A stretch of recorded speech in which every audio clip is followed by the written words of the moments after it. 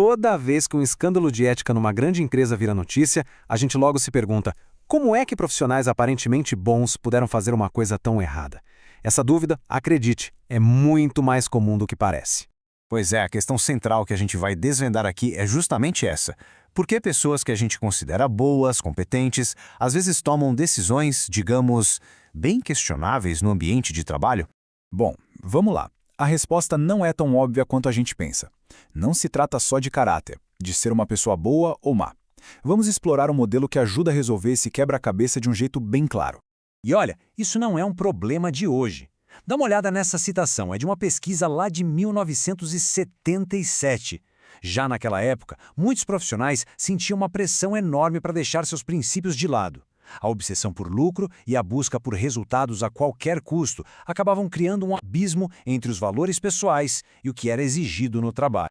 Então, se as pessoas acabam agindo contra o que acreditam, de quem é a culpa? Bom, a resposta mais fácil, a mais óbvia, é sempre culpar o indivíduo. Sabe aquela ideia da massa podre?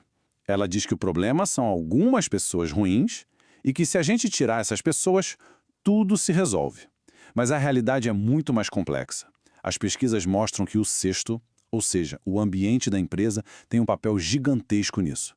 Um ambiente tóxico pode fazer até as maçãs boas apodrecerem.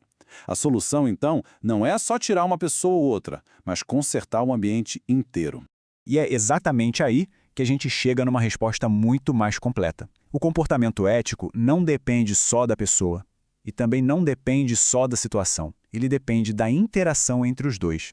Essa ideia é a base do modelo interacionista pessoa-situação, proposto pela pesquisadora Linda Trevino. Traduzindo, ele diz o seguinte: uma decisão ética é o resultado do encontro entre o que a pessoa é, seus valores e o contexto onde ela está. É a combinação desses dois fatores que realmente define o jogo.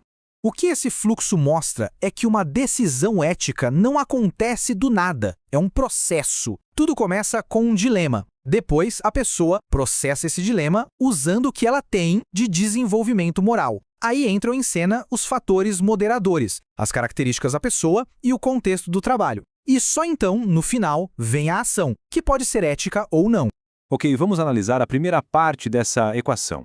O que nós, como indivíduos, trazemos para uma decisão dessas? A resposta está no nosso jeito de raciocinar. A nossa capacidade de pensar sobre o que é certo e errado não é uma coisa fixa, sabe? Ela evolui ao longo da vida. Esse processo tem um nome: desenvolvimento moral cognitivo. A gente pode simplificar essa evolução em 3 níveis. No primeiro, o foco em mim. A pergunta é: o que eu ganho ou perco com isso? Vou ser punido? No segundo nível, o foco nos outros. A decisão é baseada no que o grupo espera. A pergunta passa a ser: o que meu chefe e meus colegas esperam que eu faça? E no terceiro, o foco é em princípios.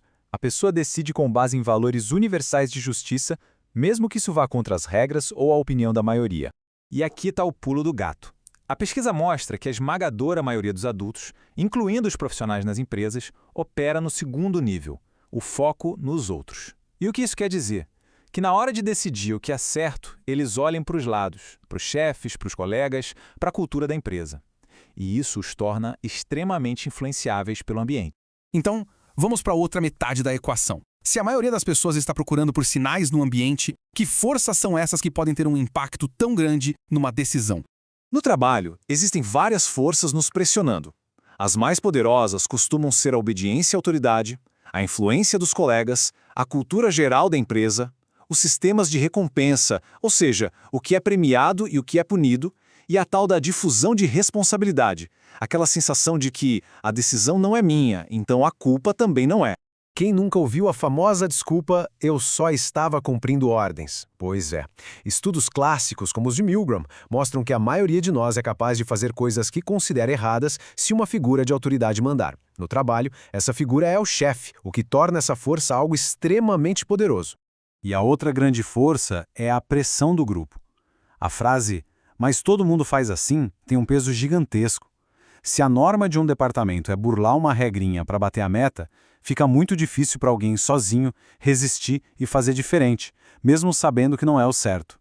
Então, qual é a grande lição quando a gente junta a pessoa e a situação? O que isso tudo nos diz sobre como as decisões éticas são tomadas nas empresas? A conclusão é a seguinte: Um comportamento ético não é só uma questão de ter bom caráter. É o produto da interação entre o nível de desenvolvimento moral da pessoa e as pressões da situação. Em outras palavras, a decisão final não depende só de quem a pessoa é, mas também de onde ela está.